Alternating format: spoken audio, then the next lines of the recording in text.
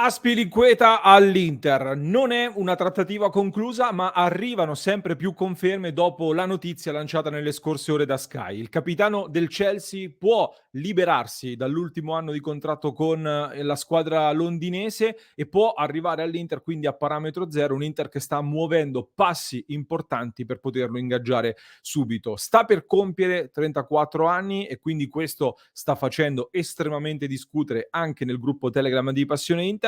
In questo episodio non voglio fare un vero e proprio identikit di questo calciatore perché credo che moltissimi di voi già lo conosceranno, vi darò solo le informazioni principali sul calciatore, poi però voglio darvi soprattutto la mia opinione su questo affare e sugli incastri che stanno venendo a crearsi, perché secondo me bisogna contestualizzare un po' il tutto. E come sempre mi piace andare molto controcorrente, per cui vi spoilerò subito, vi anticipo subito che per me prendere Azpilicueta ha senso e con un pizzico di fortuna può essere un nuovo colpo alla Mkhitaryan. Adesso ne parliamo, poi vi darò anche altre notizie di mercato in chiusura importanti su Frattesi, Onana e non solo. Prima però, amiche ed amici passioniteristi, ben ritrovati in questo nuovo episodio. Vi chiedo subito un bel mi piace. Mi raccomando, cliccate sul tasto mi piace, iscrivetevi al canale. Stiamo crescendo sempre di più in questi giorni grazie al vostro sostegno, quindi mi raccomando continuate ad iscrivervi perché così non vi perdete i nostri appuntamenti speciali come il Gran Galà di Passione Inter alle 19:30 venerdì 23 giugno. Nelle prossime ore vi aspettiamo con il Gran Galà di Passione Inter e altri approfondimenti come quelli che abbiamo realizzato nei giorni scorsi. Avete visto che abbiamo fatto dei lavori un po' particolari, li trovate sui nostri canali. Qui però, come dicevo, parliamo di Azpilicueta. Vi ho dato in apertura già la notizia, velocemente vediamo chi è Cesar Azpilicueta. Un difensore terzino, classe 1989, come dicevamo, nato a Pamplona in Spagna e 1,78 m secondo la scheda Transfer Market, portale che gli assegna un valore al momento di circa 5 milioni di euro. Un giocatore che di piede destro, però è un giocatore estremamente duttile perché è stato utilizzato, nasce come terzino, giocando spesso sia a destra ma anche a sinistra. Poi ultimamente, nelle ultime stagioni, si è specializzato nella difesa a 3 e ad oggi diciamo che a tutti gli effetti è un braccetto di destra. Giocatore che è cresciuto nell'Osasuna a livello di settore giovanile, passando poi al Marsiglia nel 2010, dove ha avuto il suo unico grave infortunio della carriera, ma stiamo parlando ormai di 13 anni fa. Poi nel 2012 passa al Chelsea, dove diventa di fatto una bandiera, tant'è che poi oggi di fatto è il capitano del Chelsea, Cesar Azpilicueta, come dicevamo. Un anno fa poteva andare al Barcellona, che lo aveva contattato tramite Xavi, ora è stato accostato, se non sbaglio, a diverse squadre spagnole e anche all'Arsenal. Come dicevamo, però potrebbe arrivare all'Inter. Anche con la nazionale spagnola ha una lunga esperienza, 44 presenze nell'arco della sua carriera con la nazionale spagnola, ha partecipato anche all'ultimo mondiale e poi nelle ultime sfide invece non è stato convocato dalla nazionale spagnola. In carriera ha vinto tantissimo, soprattutto a livello di club, Champions League, 2 Europa League, mondiale per club, Premier, ha vinto anche in Francia col Marsiglia, quindi un grandissimo palmarès, bisogna dirlo. A livello poi di caratteristiche, diciamo così, nonostante non abbia una statura elevatissima, ha comunque un ottimo tempismo e quindi anche dal punto di vista dei numeri sui duelli aerei è messo molto bene, tant'è che stavo facendo un confronto e ha più o meno gli stessi numeri di Bastoni, che però è 13 centimetri più alto, quindi è un fattore da tenere in considerazione. È bravo nelle letture difensive, è cresciuto nel gioco difensivo diventando quindi un braccetto, però soprattutto secondo me spicca perché gioca moltissimo la palla, ha una buona rapidità e anche se segna molto poco, bisogna dirlo, ha secondo me tutte quelle caratteristiche che lo rendono perfetto per il ruolo di braccetto, almeno per come lo interpreta Simone Inzaghi, quel ruolo lì. Più di un Demiral sicuramente, almeno dal mio punto di vista. Demiral è un altro nome che è stato accostato all'Inter anche in queste ore. Aggiunge però anche un altro plus molto importante secondo me, ovvero l'esperienza. E qui arriviamo quindi anche dentro la mia opinione. Allora, io so che se sintetizziamo il tutto a l'Inter perde Skriniar e l'erede è Azpilicueta, suona male, è un po' un colpo al cuore perché comunque anch'io sognavo, abbiamo fatto molto scouting sui nostri canali nell'ultimo anno, già dalla scorsa estate, e avevo fatto tanti nomi di dei profili più giovani, più da progetto, più a lungo termine, ecco, su cui poter costruire, però vi voglio mettere sul tavolo delle considerazioni che può aver fatto l'Inter e che secondo me non sono da sottovalutare e che possono rendere anzi questa operazione logica dal mio punto di vista. Innanzitutto l'Inter aveva provato a prendere anche Nacho dal Real Madrid qualche settimana fa, ne avevamo parlato, quindi che ci potesse essere da parte della dirigenza l'intenzione di puntare in quella zona di campo su un calciatore molto esperto mi sembra confermato, ma soprattutto mi sembra un'idea chiara che quindi è stata perseguita fino in fondo. Se chiediamo programmazione, l'Inter aveva un'idea chiara, ha individuato un profilo che può essere paragonabile a quello che era appunto il profilo di Nacho.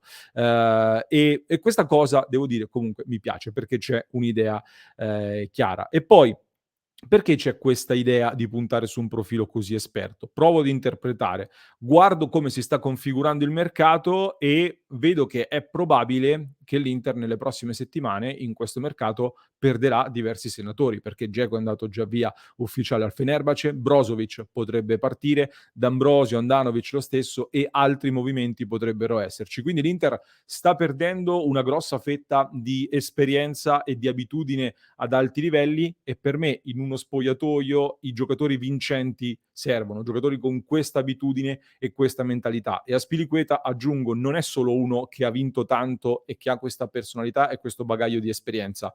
È un professionista esemplare, con grande personalità e è il classico giocatore di cui si dice me lo porterei in guerra, per farvi capire che tipo di carisma quindi questo calciatore porta, visto che il carisma è uno degli argomenti di cui abbiamo parlato spesso anche sul tema portiere nell'ultimo periodo e non solo. Dopodiché, parlando di incastri, ipotizzo anche un'altra cosa, questa è una mia pura ipotesi, però il Chelsea sta cercando di liberarsi di giocatori con degli ingaggi pesanti, Azpilicueta guadagna, se non vado errato, circa 8 milioni di euro per un altro anno ancora con il Chelsea, l'Inter gli va ad offrire un contratto biennale per spalmare i soldi su 2 anni, soprattutto con il decreto crescita che agevola, quindi non peserà un'esagerazione, anche se non è di sicuro un profilo estremamente low cost dal punto di vista dell'ingaggio, però l'Inter magari può puntare a dire al Chelsea: ti facciamo questo favore Chelsea, ti togliamo un peso a livello di ingaggio come Spilicueta e dall'altro lato poi ci veniamo incontro anche su Lukaku, considerando che comunque mediaticamente questa cosa mi dà un po' fastidio, ci stanno dipingendo come una società che va a chiedere l'elemosina per Lukaku, quando in realtà il fronte per me è opposto, o comunque anche Lukaku è un bel problema molto grosso dal punto di vista economico per il Chelsea. Quindi attenzione alla narrazione che si fa delle cose e occhio a questo asse col Chelsea sempre caldo.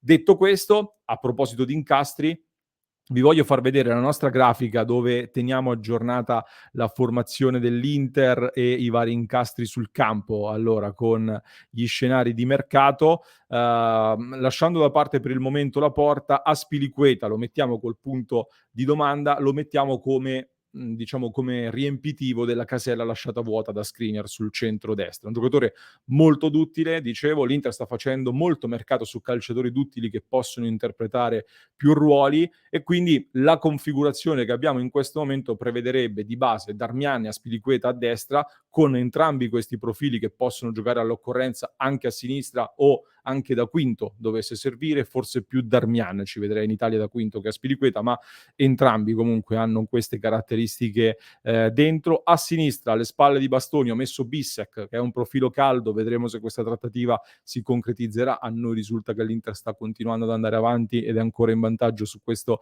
profilo, vedremo se si chiuderà. Fermo restando che poi tra l'altro anche su Bellanova c'è da fare un aggiornamento, non ha chiuso l'accordo con il Torino sta anche sondando altri profili oltre a Bellanova, quindi l'Inter rimane in corsa e vuole provare a trattare con il Cagliari al ribasso, quindi attenzione. E io trovo giusto che l'Inter non debba sborsare per forza quella cifra lì quando tutti vedo che in giro trattano sui diritti di riscatto. Successo con Tonali che in questi giorni è al centro delle dinamiche di mercato, l'ha fatto anche il Milan, non vedo perché l'Inter non debba avere la possibilità di provare a trattare al ribasso il diritto di riscatto. Ma a prescindere da questo, il ragionamento con cui io cerco di interpretare le mosse della dirigenza, andiamo verso la conclusione, è questo. Siamo di fronte ad un altro mercato in cui c'è l'obbligo di abbassare il costo della squadra per motivi di bilancio da un lato e per motivi anche di settlement agreement con l'UEFA, che poi entrambe le cose sono sempre collegate, però bisogna obbligatoriamente abbassare il costo della squadra. Allo stesso tempo però siamo l'Inter, quindi bisogna rimanere competitivi, bisogna puntare a vincere anche nella prossima stagione, perché difficilmente i tifosi, secondo me, accettano delle stagioni di transizione. La dirigenza dell'Inter, per far coesistere questi due obiettivi, prende una decisione e decide di lavorare sul filo dell'equilibrio, come dico da tempo, senza rivoluzionare completamente da zero, ma giocando sull'equilibrio. Condivisibile o meno è una scelta, e quando si prende una scelta, secondo me, è già di base sono contento che ci sia una scelta e non che si navighi a vista. Io vi metto allora sul tavolo queste due possibilità. La prima: potrebbero non aver trovato il profilo giusto su cui investire per sostituire Skriniar subito, e allora vanno su un giocatore affidabile subito a parametro zero, e nel frattempo fanno crescere o Bissek, appunto, se arriva, o a prescindere tamponano subito e rimandano l'investimento di 1 o 2 anni quando troveranno il profilo giusto, concretamente su cui puntare. Seconda possibilità, ecco, rinviano l'investimento sul difensore perché probabilmente, è una seconda possibilità, centrocampo e attacco avranno bisogno di movimenti piuttosto costosi, e allora questa volta si decide di risparmiare sulla difesa e si reinveste quello che sarà a disposizione sugli altri reparti. Come lo stesso Marotta, tra l'altro, secondo me aveva fatto capire quando diceva che è più facile sostituire un difensore che un attaccante. Quindi il vero e proprio erede di Skriniar magari lo studieranno per l'anno prossimo, se si presenteranno altre opportunità. Nel frattempo, il primo anno tamponi con Azpilicueta, che per me, visto anche a come è abituato al livello di ritmi in Premier League, in Serie A non avrà così tante difficoltà, se non avrà problemi fisici ovviamente, che però, dicevo, nella sua carriera non è un giocatore soggetto ad infortuni, anzi è estremamente integro ed affidabile da questo punto di vista. Poi serve tanta fortuna. Sappiamo benissimo che la differenza tra il successo e l'insuccesso di un'operazione di un calciatore diciamo è decretata da tantissime variabili, e quindi non si può sapere a prescindere, però la logica in questo affare per me c'è. Non possiamo fermarci, almeno dal mio punto di vista, al discorso della carta d'identità, per quanto sono d'accordo con chi dice che servirebbe qualche profilo più giovane. Però ecco, bisogna fare di necessità virtù, gestire al meglio le risorse rimanendo comunque competitivi. Questo è quindi in sintesi il mio parere positivo su Azpilicueta. Mentre vi dicevo di altre notizie importanti, vi do un flash molto veloce. Lukaku sta continuando a spingere per tornare all'Inter, come accennavo anche poco fa nei giochi d'incasti con il Chelsea. Brozovic va avanti la trattativa con l'Arabia Saudita, anche se il Barcellona comunque sembra non aver del tutto mollato il colpo, quindi sono ore decisive per capire che cosa accadrà con Brozovic. Frattesi nel frattempo attende, ma in un'intervista alla Gazzetta dello Sport praticamente fa sapere che lui avrebbe scelto l'Inter, almeno questo è quello che si capisce tra le righe, e vi invito a leggere l'articolo sul nostro sito passioneinter.com. Intanto però attenzione soprattutto al Manchester United, che, come vi racconto ormai da mesi, ve l'abbiamo anticipato già diversi mesi fa, è molto interessato ad Andre Onana, potrebbe formulare un'offerta a breve. Questo è un bel problema. Io spero davvero che lo United non affondi il colpo e che l'Inter tenga più alto possibile il muro su Andre Onana. Dovesse partire nella malaugurata ipotesi di un addio, ho realizzato nelle scorse ore una super analisi in cui sono andato alla ricerca del possibile erede di Onana, partendo da oltre 200 portieri, analizzando migliaia di dati fino ad ottenere dei nomi secondo me molto molto interessanti.